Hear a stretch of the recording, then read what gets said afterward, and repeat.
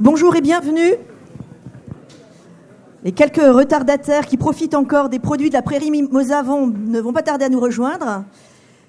Bienvenue pour cette 24e édition de la journée professionnelle d'OpenIG, la plateforme régionale d'information géographique en Occitanie, qui a pris la suite des éditions organisées par notre ancêtre, Sigeler.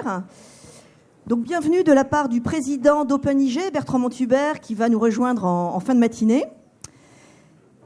Françoise de Blomac, qui anime la journée, va vous présenter le programme. Et je voulais d'abord vous remercier d'être si nombreux, 200 inscrits. Ça ne nous était encore jamais arrivé pour une édition en présentiel. La moitié d'entre vous n'ont jamais participé à une édition précédente. Donc on est très heureux qu'il y ait beaucoup de renouveau. Alors dans cette centaine de personnes qui ne sont jamais venues, on a une 40-45 étudiants. Donc bienvenue à tous ces étudiants, en particulier de Carcassonne, de Montpellier. À peu près la moitié d'entre vous êtes aussi des adhérents d'OpenIG, donc la moitié non. Donc pour cette deuxième moitié, vous aurez l'occasion cet après-midi de découvrir qui nous sommes, OpenIG.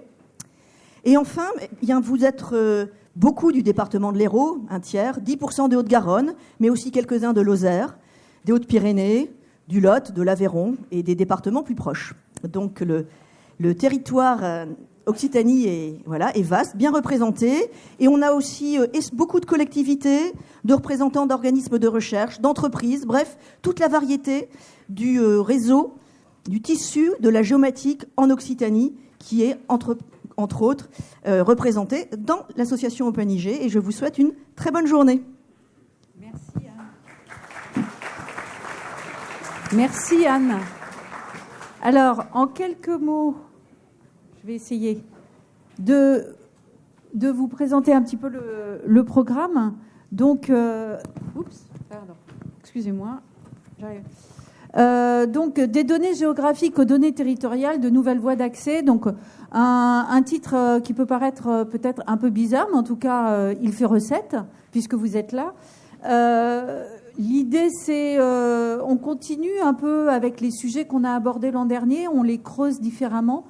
C'est cette ouverture progressive, ce fait que le champ très restrictif, très réduit de l'information géographique, il est en train de s'ouvrir par des moyens techniques, par des nouvelles données, par des nouveaux publics. Et c'est tout ça qu'on va explorer un petit peu ensemble aujourd'hui. Alors pour commencer cette journée, on va parler design et vous verrez tout de suite et vous allez vite voir pourquoi.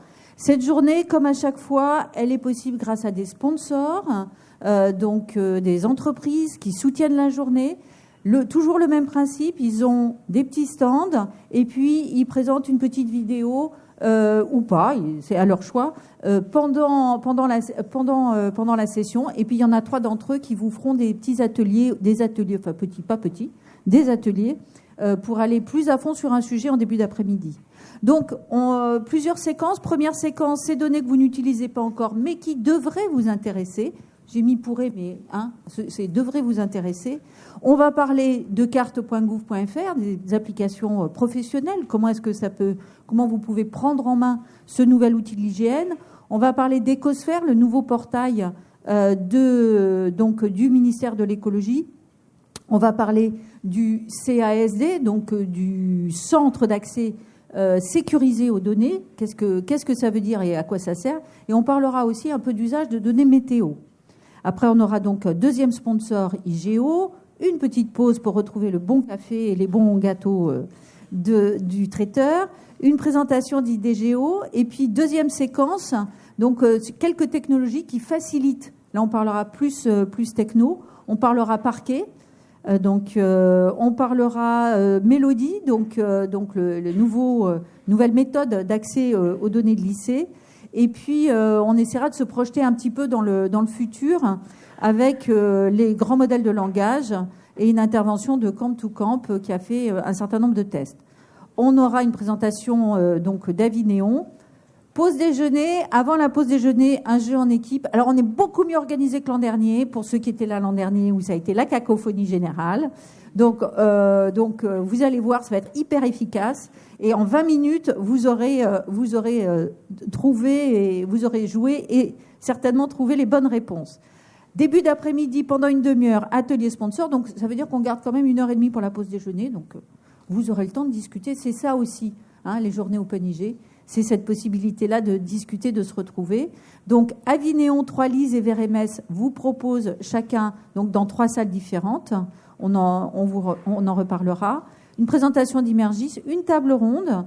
Donc là où on parlera des données géographiques aux données territoriales, hein, le sujet un peu qui nous occupe aujourd'hui. Pourquoi et comment, une table ronde qui se nourrira de ce qui aura déjà été dit dans la matinée, mais où on aura le plaisir d'accueillir Maria Kotora de la DINUM, Julie Fenchang, donc, qui est universitaire, enseignant-chercheur à l'Université de Bourgogne et qui représente le CIST, qui est c'est les sciences Conseil des sciences territoriales. Conseil international des sciences territoriales, à peu près. Jérôme Legrand, donc, qui est directeur général des services en Lozère. Bertrand Montubert, donc le président d'OpenIG, du CNIJ et d'Equitia. Et Jérémy Valentin, chef de projet Open Data à la métropole de Montpellier. La séquence traditionnelle OpenIG, parce que quand même, le but, c'est qu'il y a quand même 50% de gens qui ne sont pas encore membres d'OpenIG. Donc, il va falloir les convaincre. Et puis, on aura 2 retours d'expérience. Un sur Géofoncier, qui viendra. Donc, Patrick Bézard-Falgas va nous parler un peu de 15 ans d'existence et donc de tout, justement. On parle de cette notion d'ouverture, d'élargissement. Parce que ouverture, ne voulant pas seulement dire open data, hein, mais élargissement. Ben, je pense que ce qui s'est passé avec Géofoncier en est vraiment un très bon exemple, emblématique.